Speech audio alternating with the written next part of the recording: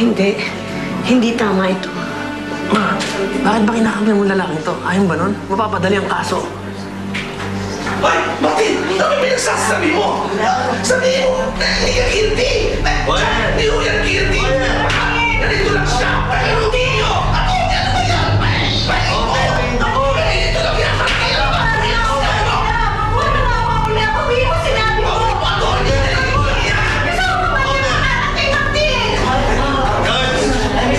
Nilabas po na ang defender.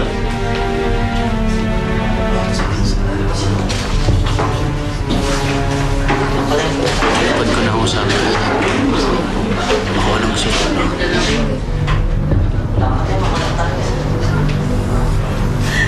Martin! Martin! Mabihin mo sinabi mo, Martin!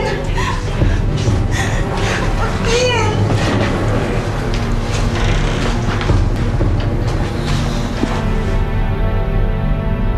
Okay, sir. Walang problema. Maayos naman pala kausap yung apo mo, Mantino, eh. Oh, kalagan nyo na yan.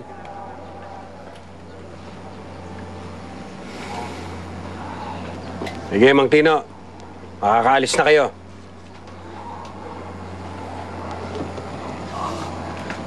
Anong ginagawa niyo kay Martin?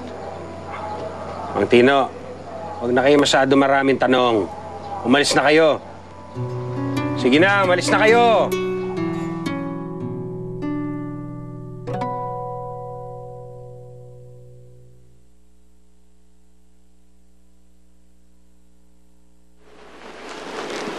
Leilani, nagdala ko ng pagkain para sa'yo.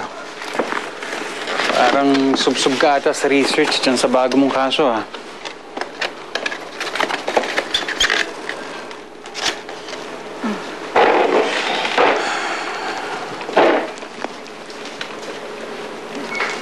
Ilang araw ko na napapansin na parang wala ka sa sarili mo. May problema ba? Pwede mong sabihin sa akin.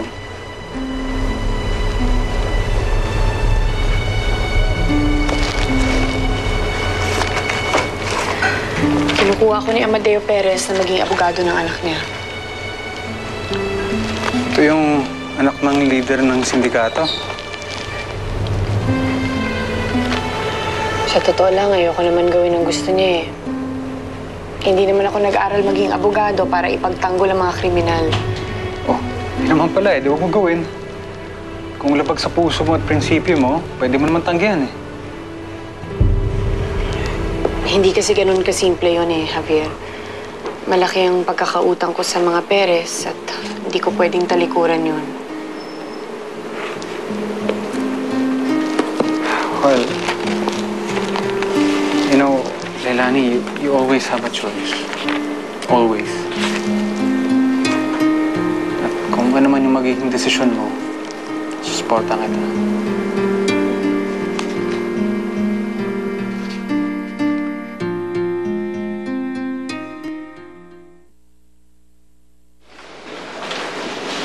Lo!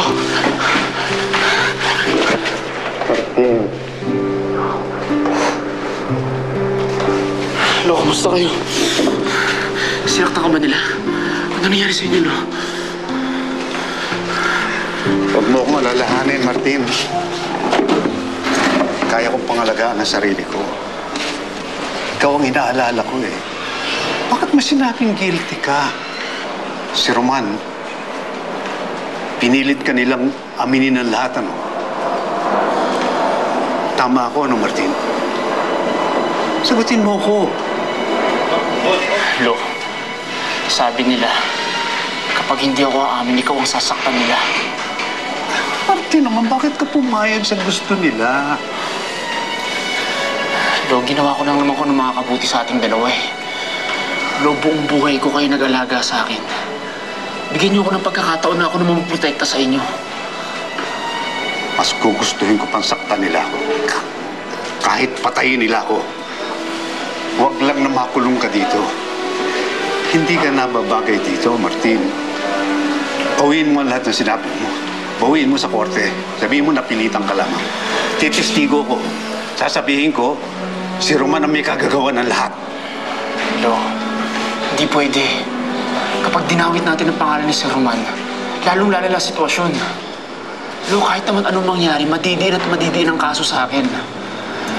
Alam niyo, Lo, sabi ni attorney, maaaring mabuti na nga to kasi sa pag-aamin ko, bababa ang sentensya sa akin. Hayaan niyo na, Lo. Pero wala akong kasalanan. Hindi ka mamamatay tao. Hindi ikaw ang dapat nakakulong dito.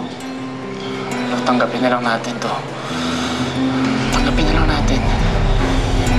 Paano natin Lo. Hayaan niyo, Lo. Ayokong makulong ka eh. Nalampasan din natin to, Lo. Huwag na dalaw. Mahal na mahal ko kayo, Lo. Mahal na mahal din kita po. Pangangalagaan niyo sarili niyo, Lo. Mag-iingat ka dito. Kayo rin po, Lo. Mag-ingat po kayo.